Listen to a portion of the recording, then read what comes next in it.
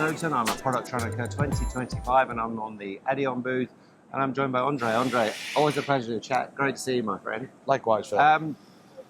Every time we talk about the PCB industry in Europe, it's a little bit depressing, and we talk about critical mass and, you know, kind of maintaining that. But it feels like this year we've had a couple of rays of hope. We've had companies investing, and specifically we've had a new plant open in Lithuania with the TLT plant.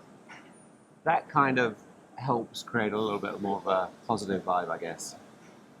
Yes, I guess so, and especially because it's very new and it hasn't been done in the last 25 years. That's right. Obviously, they have a lot to learn, but their plans are very ambitious. The factory looks immaculate. It's really a beautiful, beautiful place, well laid out. We were very proud to be one of the main suppliers, I guess, and yes, they are creating a buzz. I also think that they are marketing technically very active. Yeah. And that indeed creates a sort of a buzz in the market, yes. Yeah. What about other rays of hope? Are you seeing investment elsewhere? Are you seeing people adding on capacity, adding on maybe capability in more of the semiconductor area? Yes. No, well, funny you should say that now, because really the last couple of weeks and also today we have some meetings planned with people who are really planning expansion up to like 50%, and these are one of the larger factories already. I would say that, you know, some parts of the market are still a little bit slow. Automotive obviously will remain slow, but what we discussed many years ago already, that we saw the automation coming in, that is definitely a fact. It's there. A lot more intelligence is being added to it in MES systems driven. If you look at our own company, we are extremely busy, actually beyond what we expected. But also, I do believe that, you know, we seem to have hit some sort of a business model that fits in this market quite nicely. Well, that's right, isn't it? It's the market's changed, and you were fast to adapt and prepare for that, and you now are a very significant, if not the only significant player supporting these people. It's something we still actually sometimes have to get used to ourselves, because you come from very little, and people then say, well, size matters. You could say that, but at the end of the day, we just try to keep doing our job as we do. And but also there, the fact that we're very busy with that is that the market is pretty overseeable for us. Let us not have any doubts that the market is still in a critical mass, definitely, as you mentioned earlier, in Europe. And there are a lot of movements, a lot of plans, a lot of discussions going on to improve and to expand that. Whether it'll come to fruition, let us hope and see over the next year or two. You talked about automation. I want to come back to that, but before that, I just wanted to touch on some of the markets. You mentioned automotive. We're not expecting a big return there at any speed. That seems to have, a lot of the EV market seems to have moved to China incredibly quickly, which is one of those things. But the defense market is providing a bit of a dividend here. It's certainly providing a dividend in the UK, where a lot of those major defense manufacturers are.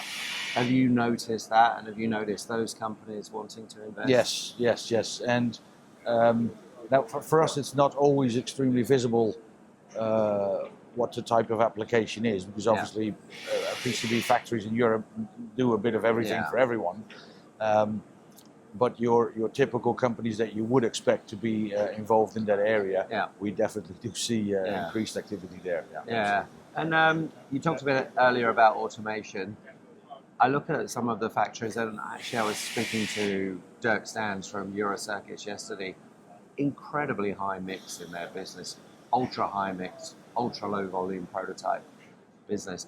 They need not just automation, but they need intelligent automation, because they're pushing through so many NPIs. Is that something that you're seeing more demand for generally, and do you have solutions to help with that? Well, you mentioned the name Eurocircuits. It's one of the most renowned, respected companies who have already were very early adapters in doing a high mix. And they therefore have recognized very early on that the only way to do that successfully is to embrace that automation, but indeed intelligent automation. So I know that Eurocircuits has and still is investing a lot in clever software solutions for that. what we are definitely seeing over the whole board is the introduction of MES systems, so that there's more control from a central point. Yeah. But so we're also not moving cards along the. No, well, it's actually we're seeing it from the other end as well, coming that we're playing our role, saying all the equipment generates data as well, and the equipment generated data, never anything was done with it. But it is crucial. It holds crucial information, and the interesting projects that we have going on now is to translate the data that's generated by the machines, feed it back to the beginning of the food chain where all data is getting analyzed, and that's a very interesting aspect to be part of. Yeah, it is, and obviously the elephant in the room at the show has been AI. AI gives us an opportunity to maybe interrogate that huge pool of information. And derive some value from it, whether that's performance of the machines, whether that's better quality, whether that's better first pass yield. Are you working with people that are putting together AI strategies, and is it something that PCB's companies come to you and say, hey, who's our trusted guide through this AI wilderness? Especially in the field of our AOI and electrical test is where we are at typical data generating machines, but especially on AOI, we have really have developed now, and I say we, of course it is the company Sims who do most of the work with us, just their distributor, but to use AI in different levels to analyze the data, and using the different levels so that customers can have an easy entry and an overseeable amount of work and a task that is definable. And once that is going, then really a next step and a next step into full AI, whether full AI controlled, like analysis of images of any defects with the data that is related to it and the defects. It's an ongoing process, and it's very interesting. We are learning with this as well, because it is still fairly new ground. Developments are going very fast, but we are definitely seeing that customers are willing to embrace that. Also driven, I think, by the fact that the workforce in our industry is a little bit older than probably in other industries.